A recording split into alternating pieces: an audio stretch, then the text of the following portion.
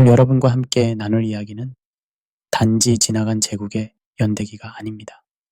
그 이야기는 오늘을 사는 우리 자신에 대한 거울이자 내일을 준비하는 삶의 설계도이기도 합니다. 기원전 550년 키루스 대왕의 아케메네스 왕조는 세계 인구의 절반을 다스리며 관용과 개방이라는 철학으로 역사를 썼습니다. 그러나 2500년이 지난 오늘날 그 후손들이 살아가는 현대이라는 고립과 억압 속에서 위축된 현실을 마주하고 있습니다. 안녕하세요. 삶을 위한 지혜의 한 페이지. 여러분과 함께 쓰는 지혜의 책. 여기는 Book of How to. 저는 진행자 제임스 김입니다. 이 프로그램은 매일 반복되는 삶 속에서 어떻게 살아야 할까라는 질문에 작지만 분명한 해답을 찾아가는 시간입니다. 성공적인 관계를 만드는 법부터 마음을 다스리는 방법, 삶의 목적을 찾는 여정까지 어떻게, 즉 how to의 모든 것을 다룹니다. 왜 어떤 시대는 번성하고 왜 어떤 시대는 스스로를 가두게 되는가? 이 질문 속에 우리 삶의 방향, 인간 본성, 그리고 공동체의 미래를 바라보는 통찰이 담겨 있습니다. 오늘 방송에서는 고대 페르시아 제국의 흥망성쇠를 통해 현대인으로서 우리가 배워야 할 정치, 경제, 심리, 신앙, 인간관계, 창의성, 회복력의 본질을 함께 풀어가 보겠습니다.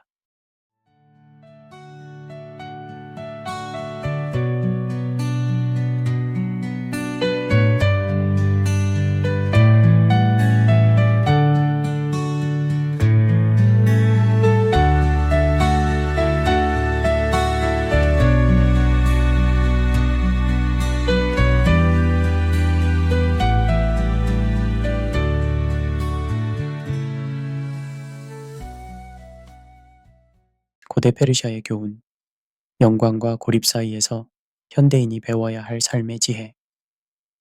안녕하세요. 소중한 청취자 여러분. 여러분이 지금 이 순간 마주하고 있는 현실은 어떤 모습입니까? 아침에 눈을 뜨면서 하루를 시작할 때 과연 어떤 마음가짐으로 세상을 바라보고 계신지요? 오늘 우리가 함께 탐험할 이야기는 단순히 역사 속 한 제국의 흥망성쇠가 아닙니다. 바로 여러분과 저, 그리고 이 시대를 살아가는 모든 현대인들이 직면한 근본적인 딜레마에 관한 깊이 있는 성찰입니다. 기원전 550년 키루스 대왕이 세운 아케메네스 왕조는 인류 역사상 가장 위대한 제국 중 하나였습니다.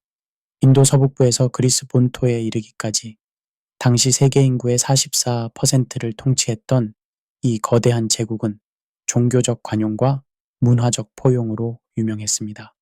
그들이 남긴 키루스 원통은 인류 최초의 인권 선언으로 여겨지며 오늘날에도 유엔 본부에 그 복제본이 전시되어 있습니다.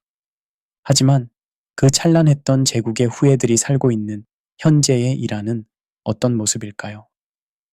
국제사회로부터 고립되고 경제 제재에 시달리며 청년들의 꿈이 좌절되고 있는 현실 말입니다. 이 극명한 대조는 단순히 한 나라의 운명만을 보여주는 것이 아닙니다. 바로 우리 각자의 삶에서도 마주할 수 있는 보편적인 인간 조건을 반영하고 있습니다. 현대 심리학자 빅터 프랭클이 말했듯이 인간은 과거의 영광에 갇혀 현재의 고통을 증폭시킬 수도 있고 반대로 그 경험을 발판 삼아 더 나은 미래를 창조할 수도 있습니다. 페르시아 제국과 현대 이란의 이야기는 바로 이런 선택의 기로에서 우리가 어떤 길을 택해야 하는지에 대한 깊은 성찰을 제공합니다. 고대 페르시아 제국이 그토록 광대한 영토를 효과적으로 통치할 수 있었던 비결은 무엇이었을까요? 바로 관용이라는 철학적 원칙이었습니다. 키루스 대왕은 정복한 민족들의 종교와 문화를 존중했고 강제로 동화시키려 하지 않았습니다. 이는 당시로서는 혁명적인 발상이었습니다. 현대사회 심리학의 접촉 이론에 따르면 서로 다른 집단 간의 긍정적 접촉은 편견을 줄이고 상호 이해를 증진시킵니다. 페르시아인들은 2500년 전에 이미 이 원리를 실천하고 있었던 것입니다. 그들은 각 지역의 사트라프들에게 상당한 자치권을 부여하면서도 왕의 길이라 불리는 고속도로망을 통해 효율적인 소통 체계를 구축했습니다. 반면 현대이란은 어떤 모습일까요? 1979년 이슬람 혁명 이후 이란은 점차 내향적이고 배타적인 모습을 보이기 시작했습니다. 시아파 이슬람이라는 단일한 종교적 정체성을 강조하면서 과거 페르시아 제국이 보여주었던 다원주의적 포용성은 사라져갔습니다. 여기서 약간의 냉소적 관점을 덧붙이자면 현대 사회의 소셜미디어는 마치 관용을 실천하는 것처럼 보이지만 실제로는 알고리즘에 의해 비슷한 생각을 가진 사람들끼리만 모이는 에코 챔버 효과를 만들어냅니다. 우리는 페이스북이나 인스타그램에서 다양성을 외치지만 정작 우리의 피드에는 우리와 비슷한 생각을 가진 사람들의 게시물만 나타나죠. 이런 현상은 인지과학의 확증 편향 이론으로 설명할 수 있습니다. 인간의 뇌는 자신의 기존 믿음을 확인해주는 정보는 쉽게 받아들이지만 그에 반하는 정보는 무의식적으로 거부하는 경향이 있습니다. 현대 이란의 지도층이 서구 문화에 대해 보이는 극단적 거부감도 이런 맥락에서 이해할 수 있습니다. 그렇다면 우리는 일상생활에서 어떻게 고대 페르시아의 관용 정신을 실천할 수 있을까요? 첫째, 의도적으로 다른 관점을 찾아보는 습관을 기르는 것입니다. 신문을 읽을 때도 자신과 다른 정치적 성향의 매체를 의식적으로 선택해 보세요. 둘째, 일상 대화에서 왜 그렇게 생각하세요? 라는 질문을 자주 사용하는 것입니다. 이는 상대방을 비판하는 것이 아니라 진정으로 이해하려는 의도를 보여주는 강력한 소통 도구입니다. 철학자 위르겐 하버마스가 제시한 이상적 담화 상황 이론을 보면 진정한 소통은 모든 참여자가 동등한 발언권을 가지고 강제나 조작 없이 오직 더 나은 논리만이 받아들여지는 상황에서 가능합니다. 고대 페르시아의 관용 정신은 바로 이런 이상적 소통 환경을 만들어내는 실용적 지혜였던 것입니다. 현대 뇌과학 연구에 따르면 다양한 관점에 노출되는 것은 뇌의 신경 가소성을 높이고 창의적 사고 능력을 향상시킵니다. 즉, 관용은 단순히 도덕적으로 옳은 일일 뿐만 아니라 우리의 인지 능력을 실질적으로 향상시키는 과학적으로 검증된 방법이기도 합니다. 고대 페르시아 제국의 경제적 번영은 개방성에 기반했습니다. 왕의 길을 따라 상인들이 자유롭게 이동했고 서로 다른 문화권의 상품과 기술이 활발하게 교류되었습니다. 다리우스 1세가 도입한 표준 화폐 시스템은 무역을 더욱 활성화시켰고 이는 제국 전체의 경제적 통합을 가능하게 했습니다. 경제학의 비교 우위 이론을 2500년 전에 실천했던 셈입니다. 각 지역이 자신들의 특산품을 생산하고 이를 다른 지역과 교환함으로써 전체적인 부의 증대를 이뤄낸 것이죠. 현대 경제학자 폴 크루그먼의 신무역 이론에서 말하는 규모의 경제와 네트워크 효과를 고대 페르시아인들은 이미 직관적으로 이해하고 있었습니다. 반면 현대 이란의 경제는 어떤 상황일까요? 1979년 혁명 이후 지속된 국제 제재는 이란을 점진적으로 세계 경제에서 고립시켰습니다. 특히 2010년대에 들어 강화된 금융 제재는 이란을 스위프트 시스템에서 차단시켰고 이는 국제 무역을 극도로 제한했습니다. 여기서 흥미로운 점은 경제적 고립이 단순히 물질적 빈곤만을 가져오는 것이 아니라는 사실입니다. 행동경제학의 손실회피 이론에 따르면 인간은 같은 크기의 이익보다 손실을 2.5배 더 크게 느낍니다. 이란 사회가 보이는 극단적인 반서구 정서는 경제적 손실에 대한 심리적 반응으로도 해석할 수 있습니다. 여기서 약간의 냉소적 관점을 덧붙이자면 현대 자본주의 사회에서 우리는 글로벌화를 외치면서도 정작 개인 차원에서는 점점 더 폐쇄적이 되어가고 있습니다. 온라인 쇼핑으로 집에서 모든 것을 해결하고 배달 앱으로 음식을 주문하며 재택근무로 사무실에 나가지도 않는 현대인들의 모습은 어떤 면에서 현대 이란의 경제적 고립과 닮아 있지 않을까요? 네트워크 이론의 관점에서 보면 노드 간의 연결이 많을수록 전체 네트워크의 효율성과 회복력이 증가합니다. 고대 페르시아는 이런 네트워크 중심부에 위치했기 때문에 번영할 수 있었고, 현대 이란은 이런 네트워크에서 점점 멀어지면서 쇠퇴하고 있는 것입니다. 하지만 여기서 주목해야 할 점은 경제적 개방성이 단순히 무조건적인 자유무역을 의미하는 것은 아니라는 사실입니다. 행동경제학자 데니얼 카너먼의 연구에 따르면 인간의 의사결정은 완전히 합리적이지 않으며 다양한 인지적 편향에 영향을 받습니다. 따라서 진정한 개방성은 이런 한계를 인정하고 적절한 제도적 장치를 마련하는 지혜를 포함해야 합니다.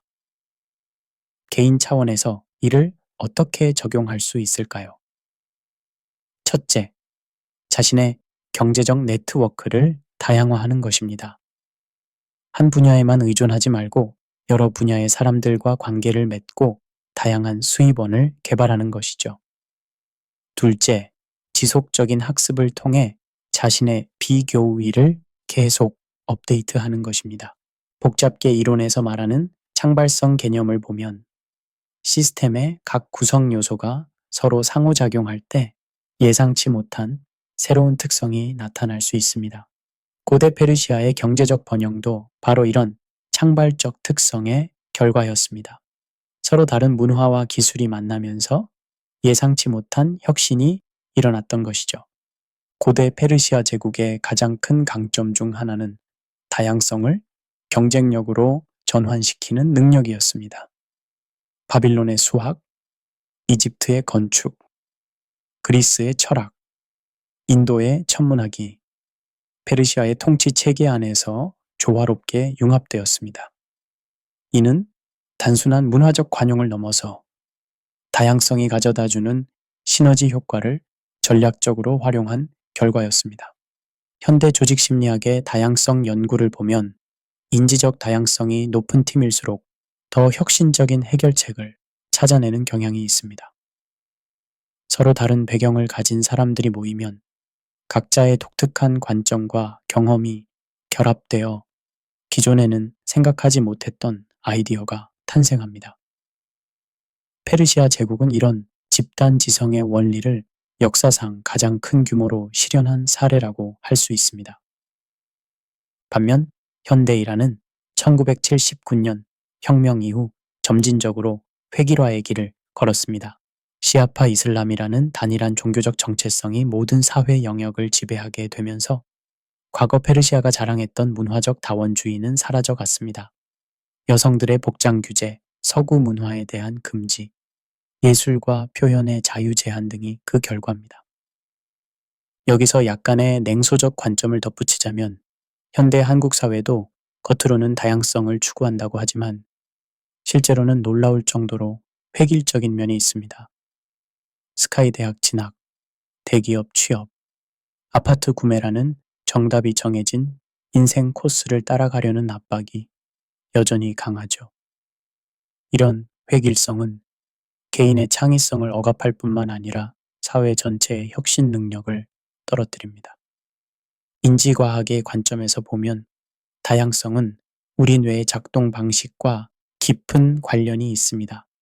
신경과학자 안토니오 다마지오의 연구에 따르면 창의적 사고는 뇌의 서로 다른 영역들이 새로운 방식으로 연결될 때 일어납니다. 마찬가지로 사회적 창의성도 서로 다른 배경을 가진 사람들 사이에 새로운 연결에서 탄생합니다. 하지만 다양성을 추구하는 것이 항상 쉬운 일은 아닙니다. 진화심리학의 관점에서 보면 인간은 본능적으로 자신과 비슷한 사람들을 선호하는 경향이 있습니다. 이는 수십만 년 동안 작은 부족 단위로 살아온 진화적 유산입니다. 현대 사회에서 다양성을 받아들이는 것은 이런 본능적 성향을 의식적으로 극복하는 과정이기도 합니다.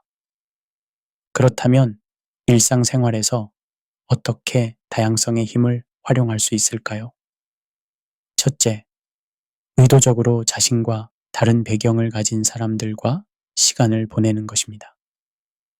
다른 세대, 다른 직업, 다른 문화권의 사람들과 대화하면서 새로운 관점을 얻어보세요. 둘째, 독서나 미디어 소비에서도 다양성을 추구하는 것입니다. 평소 읽지 않는 장르의 책을 읽거나 다른 나라의 영화를 보는 것만으로도 인지적 다양성을 증진시킬 수 있습니다. 복잡성 과학의 약한 연결의 힘 이론을 보면 가끔씩만 만나는 지인들이 새로운 기회나 정보를 가져다 주는 경우가 많습니다. 이는 약한 연결을 통해 서로 다른 네트워크가 연결되기 때문입니다. 고대 페르시아의 다양성도 바로 이런 약한 연결들이 만들어낸 강력한 네트워크 효과의 결과였습니다. 사회학자 로널드 버트의 구조적 공백 이론에 따르면 서로 연결되지 않은 집단들 사이에 다리 역할을 하는 개인이나 조직이 가장 큰 이익을 얻습니다. 페르시아 제국은 바로 이런 구조적 공백을 메우는 역할을 했기 때문에 번영할 수 있었고, 현대이라는 이런 중개자 역할을 포기하면서 고립되었다고 볼 수 있습니다. 고대 페르시아 제국의 정치 체제는 놀라울 정도로 정교했습니다. 사트라피 제도라고 불리는 지방분권 시스템을 통해 각 지역에 상당한 자치권을 부여하면서도 동시에 중앙정부의 효과적인 통제를 유지했습니다. 이는 현대 정치학에서 말하는 보완성의 원리를 2500년 전에 이미 실현한 것이었습니다. 각 사트라프는 해당 지역의 세금 징수, 법 집행, 군대 지휘권을 가지고 있었지만 동시에 왕의 눈과 왕의 귀라고 불리는 중앙정부의 감찰관들이 정기적으로 파견되어 견제와 균형을 유지했습니다. 이런 시스템은 제임스 매디슨이 미국 헌법에서 구현한 권력 분립 원리와 놀라울 정도로 유사합니다. 정치학의 제도주의 이론에 따르면 좋은 제도는 개인의 합리적 선택을 사회 전체의 이익과 일치시키는 인센티브 구조를 만들어냅니다. 페르시아의 사트라피 제도는 바로 이런 원리를 실현했습니다. 각 사트라프는 자신의 지역을 잘 통치할수록 더 큰 권력과 부를 얻을 수 있었지만 동시에 중앙정부에 대한 반역은 즉각적이고 가혹한 처벌을 받았습니다. 반면 현대 이란의 정치 체제는 어떨까요? 1979년 이슬람 혁명 이후 이란은 빌라예트 파키라는 독특한 신정 체제를 채택했습니다. 이 체제에서는 최고 종교 지도자가 모든 권력의 정점에 서 있으며 선출직 대통령도 그의 권위 아래에 있습니다. 이는 권력이 한 사람에게 극도로 집중된 형태입니다. 여기서 약간의 냉소적 관점을 덧붙이자면 현대 민주주의 사회에서도 권력 분산이 제대로 이루어지고 있는지 의문입니다. 대통령제든 의원 내각제든 실제로는 소수의 정치 엘리트들이 권력을 독점하고 있고 일반 시민들의 목소리는 선거 때를 제외하고는 거의 반영되지 않죠. 소셜미디어가 발달했다고 해서 정치 참여가 늘어났다고 보기도 어렵습니다. 오히려 좋아요와 공유라는 가짜 참여로 실제 정치적 행동을 대체하는 경우가 많으니까요. 공공선택이론의 창시자 제임스 뷰캐넌의 연구를 보면 정치인들도 결국 자신의 이익을 추구하는 합리적 행위자입니다. 따라서 좋은 정치 체제란 이런 개인적 이익 추구가 공공의 이익과 일치하도록 만드는 제도적 장치를 갖춘 체제입니다. 페르시아의 사트라피 제도는 이런 관점에서 볼 때 매우 정교한 시스템이었습니다. 하지만 권력 분산에는 분명한 한계도 있습니다. 게임 이론의 관점에서 보면 권력이 너무 분산되면 집단 행동의 딜레마가 발생할 수 있습니다. 모든 사람이 자신의 이익만 추구하면서 전체적인 조정이 어려워지는 것이죠. 이런 이유로 어느 정도의 중앙 집권적 조정 기능은 필요합니다. 개인의 삶에서 이런 원리를 어떻게 적용할 수 있을까요? 첫째, 자신의 일상에서 권력을 적절히 분산시키는 것입니다. 중요한 결정을 혼자서만 내리지 말고 가족이나 동료들과 상의하면서 다양한 관점을 수집하세요. 둘째, 조직에서 일할 때도 권한과 책임을 명확히 분리하되 적절한 견제와 균형 시스템을 만드는 것입니다. 인지과학의 분산인지 이론에 따르면 복잡한 문제는 개인의 인지 능력만으로는 해결하기 어렵고 여러 사람의 인지 능력을 연결해야 합니다. 페르시아 제국의 성공도 바로 이런 분산 인지 시스템을 제도화한 결과였습니다. 네트워크 이론의 중심성 개념을 보면 네트워크에서 가장 중요한 노드는 반드시 가장 연결이 많은 노드가 아니라 정보의 흐름을 가장 효과적으로 조절할 수 있는 위치에 있는 노드입니다. 페르시아 황제의 역할도 바로 이런 매개의 중심성을 활용한 것이었습니다. 고대 페르시아 제국이 그토록 광대한 영토를 효과적으로 통치할 수 있었던 또 다른 비결은 탁월한 소통 시스템이었습니다. 왕의 길이라고 불리는 고속도로망은 단순한 교통수단이 아니라 정보와 문화가 흐르는 혈관이었습니다. 페르시아의 우편 시스템은 2,500km 거리를 단 7일 만에 주파할 수 있었는데 이는 당시로서는 혁명적인 속도였습니다. 더욱 중요한 것은 페르시아인들이 대언어 소통의 중요성을 이해했다는 점입니다. 페르시아뿐만 아니라 아람어, 바빌로니아어, 이집트어 등 각 지역의 언어로 칙령을 발표했고 이를 통해 제국 내 모든 민족이 정보에서 소외되지 않도록 했습니다. 이는 현대 커뮤니케이션 이론에서 말하는 수용자 중심적 소통의 완벽한 실현이었습니다. 커뮤니케이션 학자 마셜 맥루한의 미디어는 메시지다 라는 유명한 말을 떠올려 보면 페르시아의 우편 시스템과 도로망 자체가 제국의 통합과 평화라는 메시지를 전달하는 강력한 미디어였습니다. 물리적 연결이 심리적 연결을 만들어내고 이것이 다시 정치적 안정으로 이어지는 선순환 구조였던 것이죠. 반면 현대 이란은 어떤 상황일까요? 국제 제재와 더불어 정보의 자유로운 흐름도 크게 제한되었습니다. 인터넷 검열, 소셜미디어 차단, 국제 언론에 대한 제한 등이 이란을 정보에 고립된 섬으로 만들어버렸습니다. 이는 단순히 기술적 문제가 아니라 사회 전체의 집단 지성을 약화시키는 심각한 결과를 낳고 있습니다. 여기서 약간의 냉소적 관점을 덧붙이자면 현대 한국 사회도 겉으로는 초연결 사회라고 하지만 실제로는 소통의 질이 크게 떨어지고 있습니다. 카카오톡으로는 수백 명과 연결되어 있지만 정작 깊이 있는 대화를 나누는 사람은 손에 꼽을 정도죠. 읽씹이나 안읽씹이라는 신조어가 생겨날 정도로 메시지를 주고받는 것과 실제 소통하는 것 사이의 간극이 커지고 있습니다. 인지과학의 인지부화 이론에 따르면 인간의 정보 처리 능력에는 한계가 있습니다. 너무 많은 정보가 동시에 들어오면 오히려 이해도가 떨어지고 스트레스가 증가합니다. 현대인들이 스마트폰을 통해 하루 종일 쏟아지는 정보에 노출되는 상황은 어떤 면에서 정보 과부하로 인한 디지털 치매 현상을 만들어내고 있습니다. 페르시아 제국의 소통 시스템이 효과적이었던 이유 중 하나는 선택적 정보 전달이었습니다. 모든 정보를 모든 사람에게 전달하는 것이 아니라 각 계층과 지역에 필요한 정보만을 선별해서 전달했습니다. 이는 현대 정보 이론에서 말하는 신호대의 잡음비를 최적화한 것이었습니다. 그렇다면 현대인은 어떻게 효과적인 소통 능력을 기를 수 있을까요? 첫째, 능동적 듣기 기술을 연습하는 것입니다.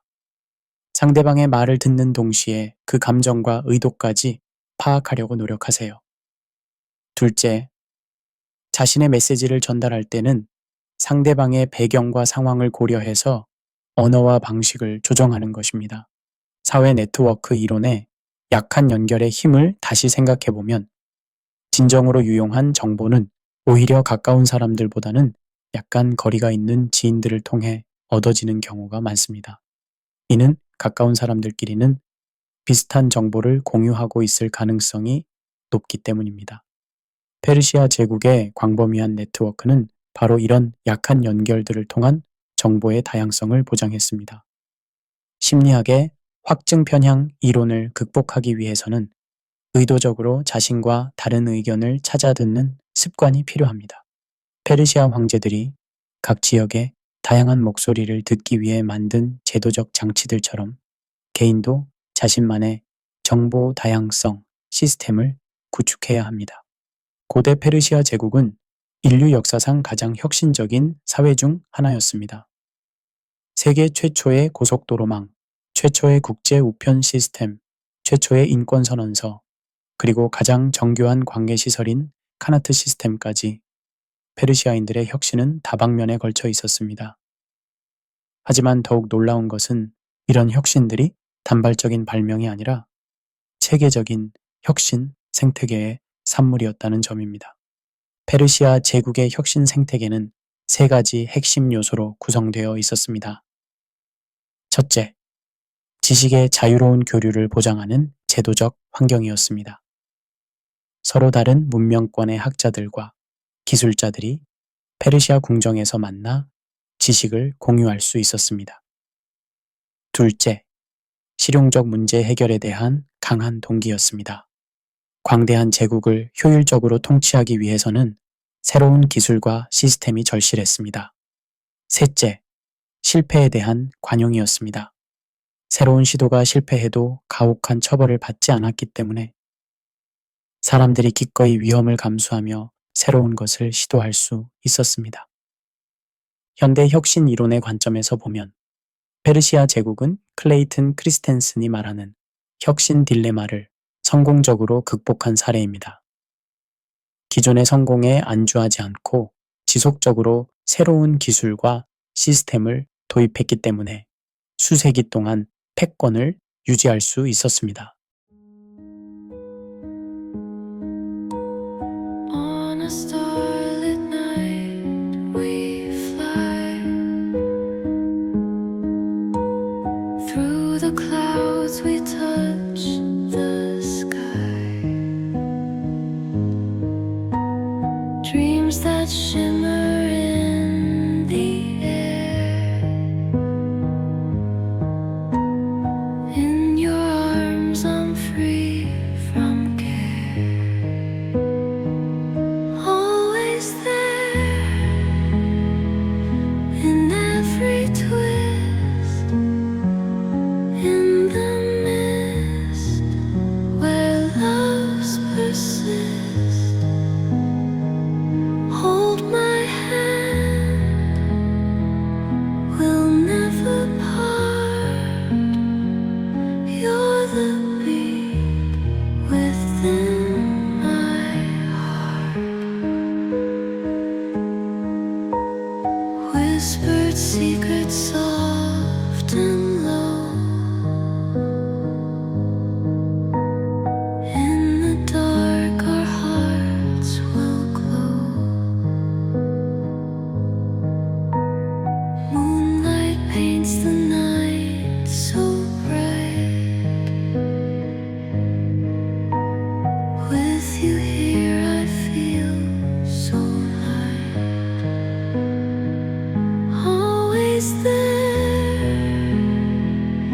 in every twist, in the mist, where loves persist.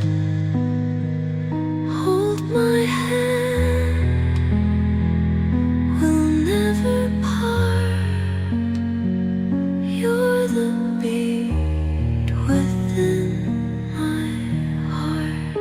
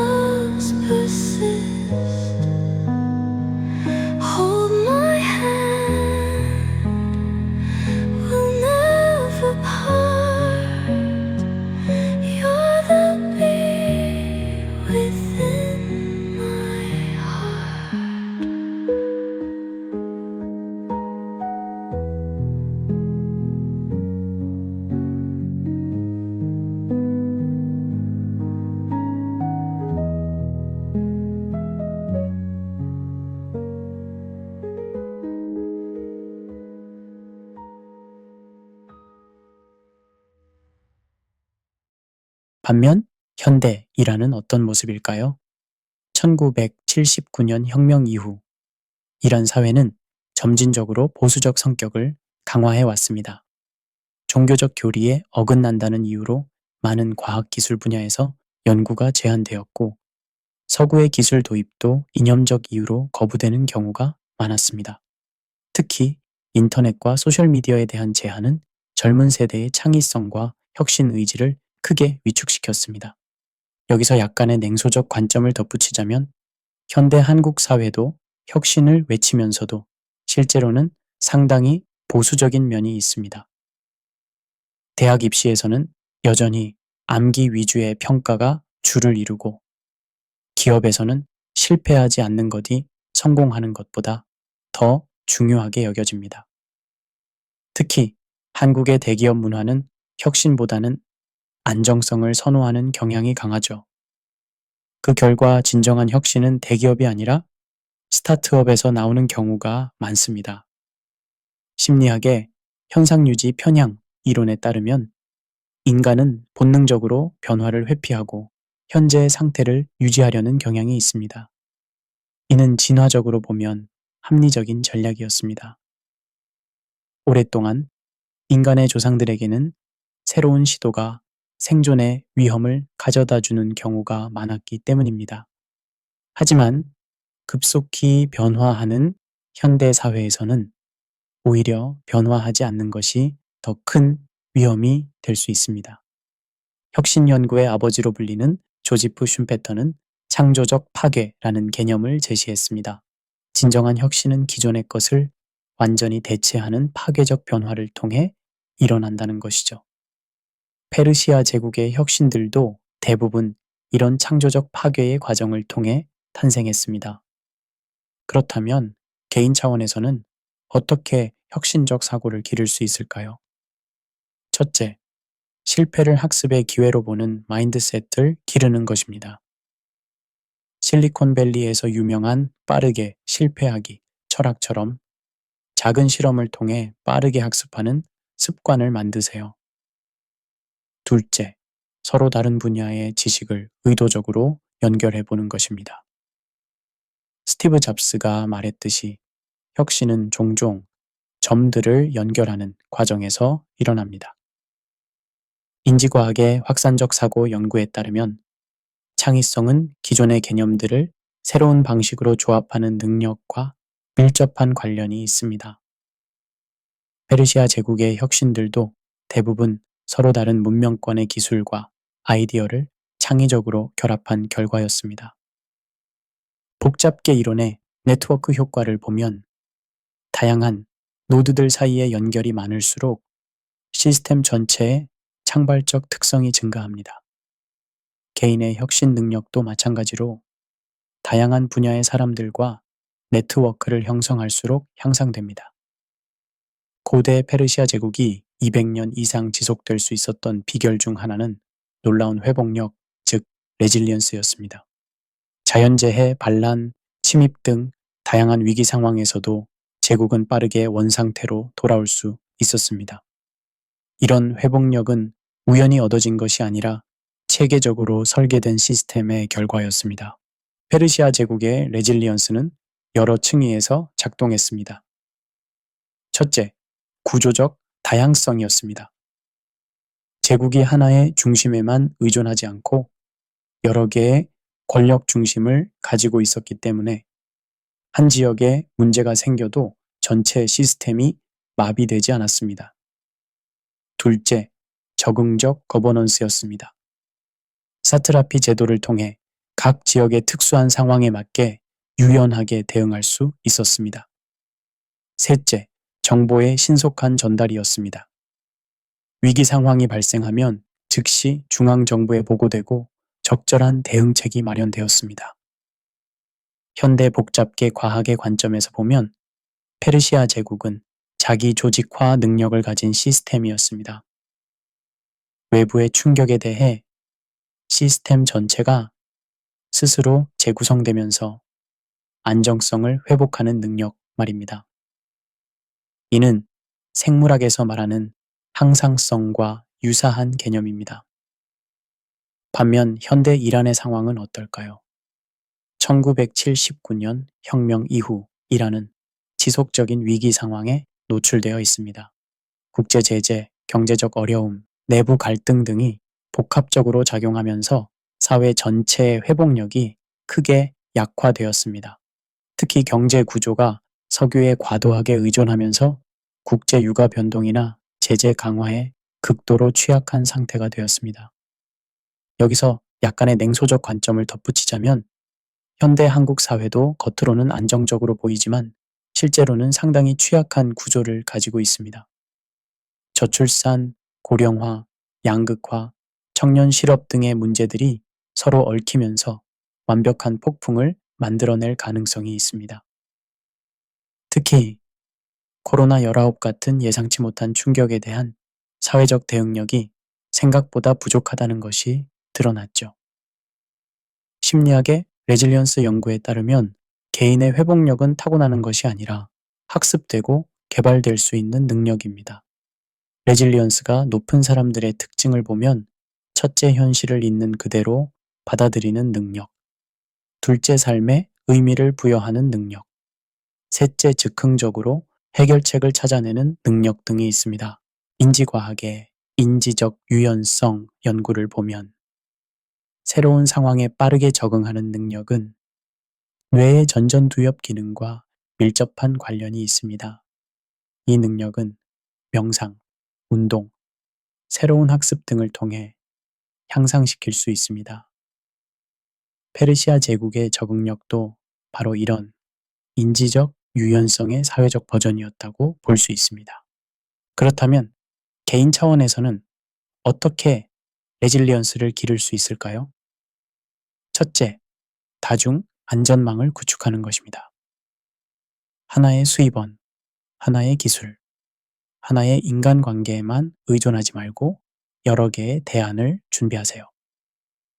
둘째, 실패에서 학습하는 능력을 기르는 것입니다. 실패를 개인적 결함으로 보지 말고 시스템을 개선할 수 있는 귀중한 정보로 활용하세요. 생태학의 적응적 순환 이론에 따르면 모든 시스템은 성장, 보존, 붕괴, 재생의 4단계를 반복합니다. 중요한 것은 붕괴 단계를 피하는 것이 아니라 붕괴 후에 더 나은 형태로 재생될 수 있는 능력을 기르는 것입니다. 페르시아 제국도 여러 차례의 위기를 겪으면서 더욱 강해질 수 있었습니다. 네트워크 이론의 강건성 개념을 보면 네트워크의 생존력은 개별 노드의 강함이 아니라 전체 네트워크의 연결 구조에 달려 있습니다. 페르시아 제국의 레질리언스도 개별 지역이나 인물의 능력보다는 전체적인 시스템 설계의 우수성에서 나왔습니다. 고대 페르시아 제국이 직면했던 가장 복잡한 도전 중 하나는 정체성의 문제였습니다. 수십 개의 서로 다른 민족과 문화를 통합하면서도 동시에 페르시아라는 고유한 정체성을 유지해야 했습니다. 이는 현대 정치학에서 말하는 다문화주의의 딜레마를 2500년 전에 이미 경험한 것이었습니다. 페르시아인들은 이 문제를 놀라운 지혜로 해결했습니다. 그들은 포용적 정체성이라는 개념을 발전시켰습니다. 페르시아인이 되는 것은 혈통이나 종교가 아니라 제국의 가치와 제도를 받아들이는 것으로 정의되었습니다. 즉, 누구든지 페르시아의 관용, 정의, 진실이라는 가치를 받아들이면 페르시아인이 될 수 있었습니다. 이런 접근법은 현대 사회 심리학의 사회 정체성 이론과 놀라울 정도로 일치합니다. 헨리 타지펠의 연구에 따르면 사람들은 자신이 속한 집단을 통해 정체성을 형성하는데 중요한 것은 집단의 고유한 특성을 유지하면서도 외부 집단과의 긍정적 관계를 맺는 것입니다. 조로아스터교의 핵심 교리인 선한 생각, 선한 말, 선한 행동은 단순한 종교적 가르침을 넘어서 제국 전체의 도덕적 기반이 되었습니다. 이는 종교적 교리이면서 동시에 세속적 윤리이기도 했습니다. 이런 이중적 성격 때문에 다양한 종교를 가진 민족들도 받아들일 수 있었습니다. 반면 현대 이란은 어떤 상황일까요? 1979년 혁명 이후 이란은 시아파 이슬람이라는 단일한 종교적 정체성을 강조하기 시작했습니다. 과거 페르시아 제국의 포용적 정체성과는 정반대의 길을 걸은 것입니다. 이는 내부 통합에는 어느 정도 도움이 되었지만 동시에 국제적 고립을 심화시키는 결과를 낳았습니다. 여기서 약간의 냉소적 관점을 덧붙이자면 현대 한국 사회에서도 정체성의 문제는 복잡합니다. 한편으로는 한민족이라는 단일 민족 신화를 고수하면서도 다른 한편으로는 다문화 사회로의 전환을 받아들여야 하는 모순적 상황에 놓여 있습니다. 특히 젊은 세대들은 K문화라는 새로운 정체성을 통해 세계와 소통하려 하지만 기성세대들은 여전히 전통적 가치관에 머물러 있어 세대 간 갈등이 심화되고 있죠. 심리학의 인지부조화 이론에 따르면 사람들은 자신의 믿음과 행동 사이에 모순이 생기면 강한 불편감을 느낍니다. 현대 이란이 보이는 극단적 반서구 정서도 이런 인지부조화의 결과로 볼 수 있습니다. 과거 페르시아 제국의 영광과 현재의 고립 사이의 간극을 설명하기 위해 서구를 악의 축으로 규정하는 것이죠. 정치 철학자 베네딕트 앤더슨의 상상의 공동체 개념을 보면 모든 국가적 정체성은 결국 구성원들의 집합적 상상력의 산물입니다. 페르시아 제국이 성공한 이유는 이런 상상의 공동체를 너무 배타적이지도 너무 포용적이지도 않은 적절한 수준에서 유지했기 때문입니다. 그렇다면 개인 차원에서는 어떻게 건강한 정체성을 형성할 수 있을까요? 첫째, 다층적 정체성을 받아들이는 것입니다. 한국인이면서 동시에 세계 시민일 수 있고 직장인이면서 동시에 예술가일 수 있습니다. 둘째, 성장하는 정체성의 개념을 받아들이는 것입니다. 정체성은 고정된 것이 아니라 경험과 학습을 통해 계속 발전하는 것입니다. 발달 심리학의 정체성 발달 이론에 따르면 건강한 정체성은 자율성과 관계성의 균형에서 나옵니다. 자신만의 고유함을 유지하면서도 다른 사람들과 의미 있는 관계를 맺을 수 있는 능력 말입니다. 페르시아 제국의 정체성 전략도 바로 이런 균형을 추구했습니다. 사회학의 사회적 구성주의 관점에서 보면 정체성은 사회적 상호작용을 통해 지속적으로 재구성됩니다. 따라서 정체성의 문제는 무엇이냐의 문제가 아니라 어떻게 되어 가느냐의 문제입니다. 페르시아 제국의 위대함도 완성된 정체성이 아니라 계속 진화하는 정체성에 있었습니다. 고대 페르시아 제국의 가장 놀라운 특징 중 하나는 장기적 관점에서 정책을 수립하고 실행했다는 점입니다. 카나트라고 불리는 지하 관계 시설은 건설에 수십 년이 걸렸지만 한번 완성되면 수세기 동안 사용할 수 있었습니다. 왕의 길 건설, 행정제도 정비, 문화 통합 정책 등 모든 것이 즉각적인 효과보다는 장기적 안정성을 목표로 했습니다. 페르시아인들의 이런 장기적 사고는 조로아스터교의 시간관과 밀접한 관련이 있었습니다. 조로아스터교에서는 현재의 행동이 미래에 미칠 영향을 매우 중요하게 여겼습니다. 아샤라는 개념은 단순히 거짓말을 하지 않는 것이 아니라 우주의 질서와 조화를 유지하는 것을 의미했습니다. 이런 철학적 배경이 있었기 때문에 페르시아인들은 단기적 이익을 위해 장기적 안정성을 희생하지 않았습니다. 현대 행동 경제학의 관점에서 보면 페르시아인들은 시간 할인의 함정에 빠지지 않았습니다.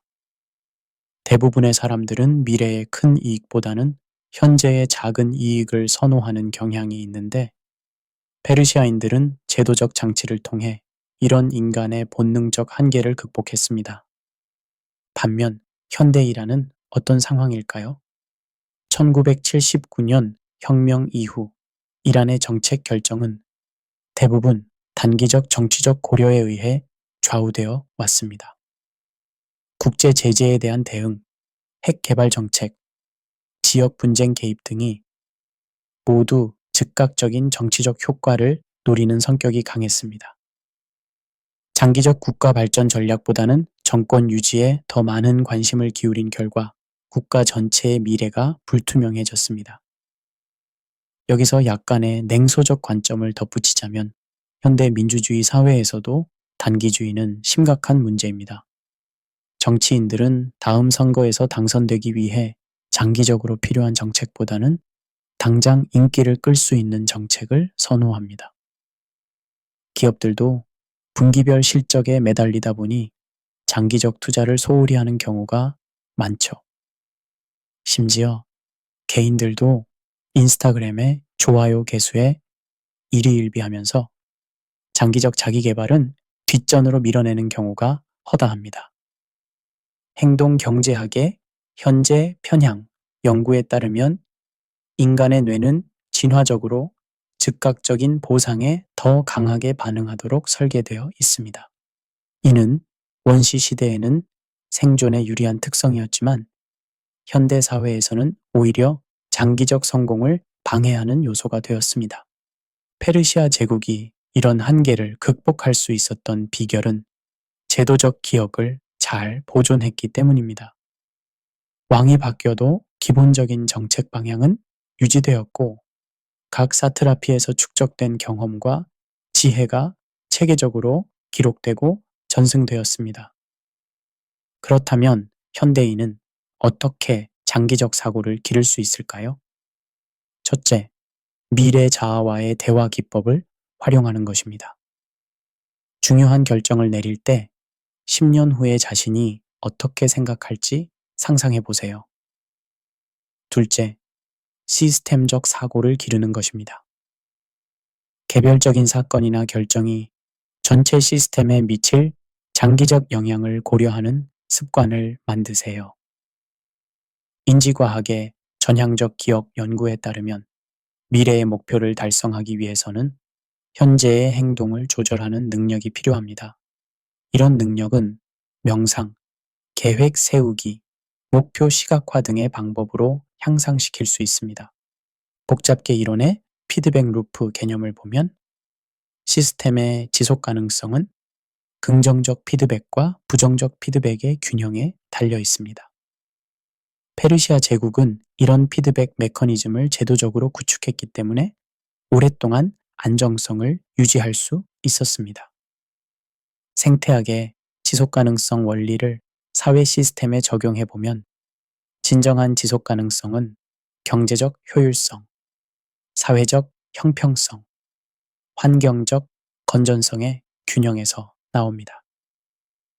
페르시아 제국의 정책들은 이 세 가지 요소를 모두 고려한 통합적 접근법의 훌륭한 사례였습니다. 여러분, 우리가 함께 탐험한 고대 페르시아 제국과 현대 이란의 이야기를 통해 무엇을 발견하셨나요?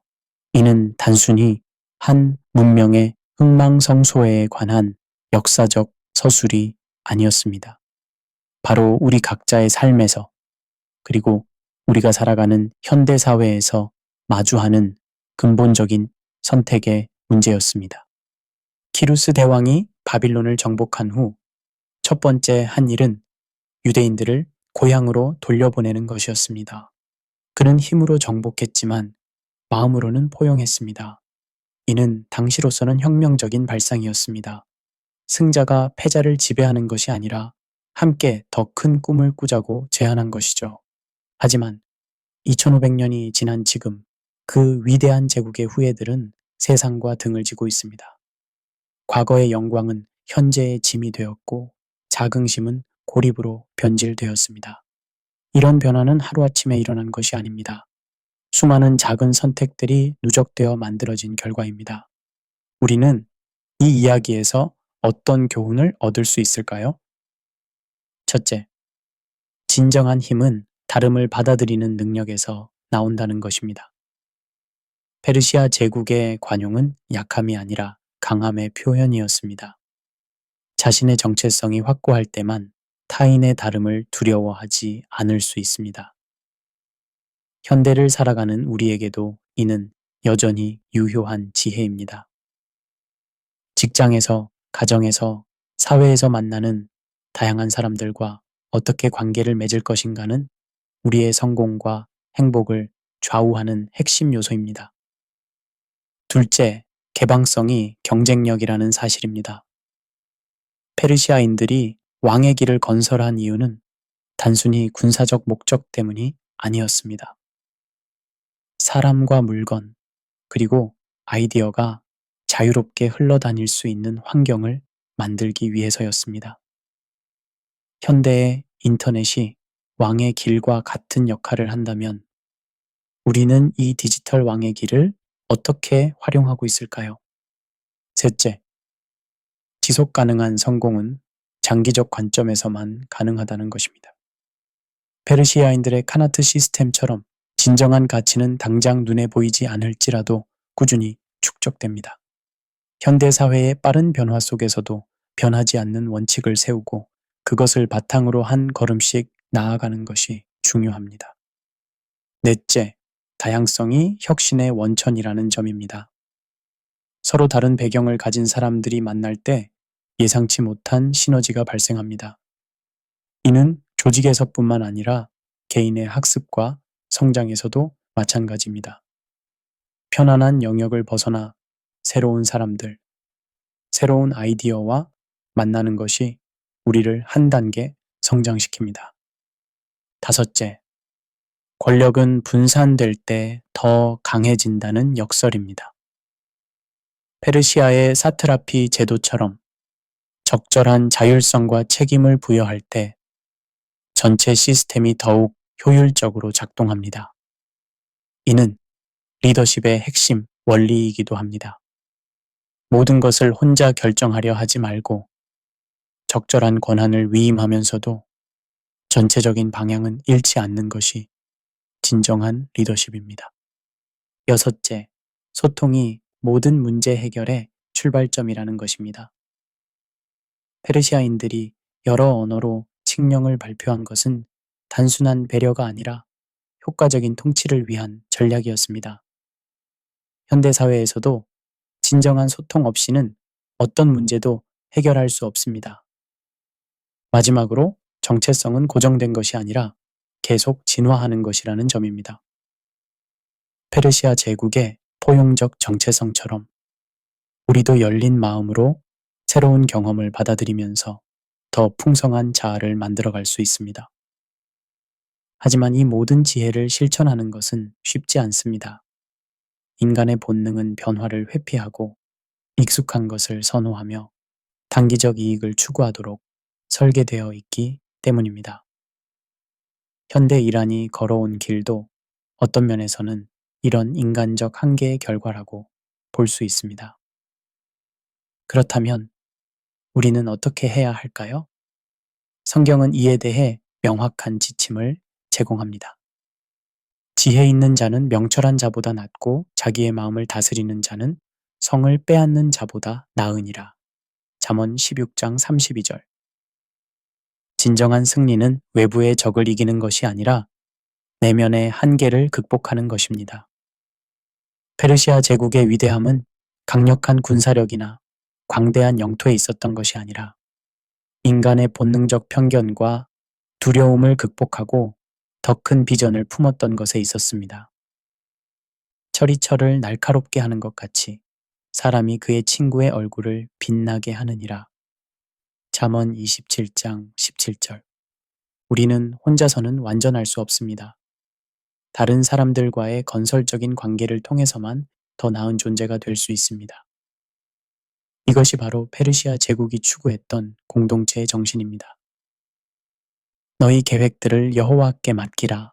그리하면 너희의 경영하는 것이 이루어지리라. 잠언 16장 3절. 마지막으로 우리의 모든 노력과 계획 위에는 더 큰 섭리가 있음을 인정해야 합니다. 페르시아 제국도 결국은 역사의 무대에서 사라졌습니다. 하지만 그들이 남긴 지혜와 교훈은 오늘날까지도 우리에게 귀중한 유산이 되고 있습니다.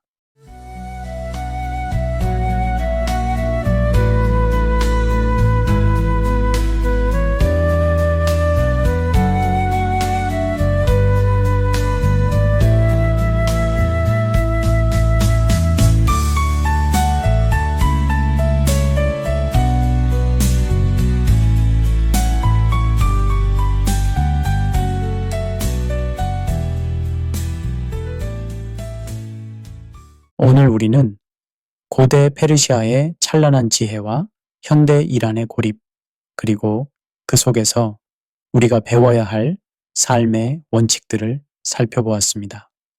다양성을 포용하던 제국은 역사상 가장 넓고도 평화로운 길을 만들었고, 관용과 개방을 통해 자신보다 다른 이들을 살릴 수 있는 힘을 가졌습니다.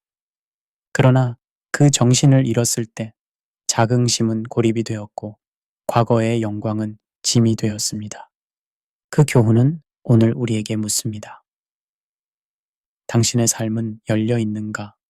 타인과의 차이를 포용하고 있는가? 장기적인 관점에서 지속 가능한 선택을 하고 있는가? 성경은 말합니다. 지혜 있는 자는 명철한 자보다 낫고 자기 마음을 다스리는 자는 성을 빼앗는 자보다 낫다. 진정한 승리는 영토가 아닌 내면의 통치에서 시작되며, 관용은 나약함이 아니라 진정한 강함의 증거입니다. Book of How To는 여러분의 하루에 지혜의 한 줄기를 더해드리고자 매일 새로운 질문과 해답을 찾아 나아갑니다. 이 프로그램은 알파와 오메가 선교재단의 후원으로 함께합니다. 저는 진행자 제임스 김이었습니다. 다음 시간에도 삶을 더 깊이 이해하고 함께 성장하는 이야기로 찾아뵙겠습니다. 우리 안에 있는 페르시아의 지혜, 오늘 당신의 삶에도 살아 움직이기를 바랍니다. 감사합니다.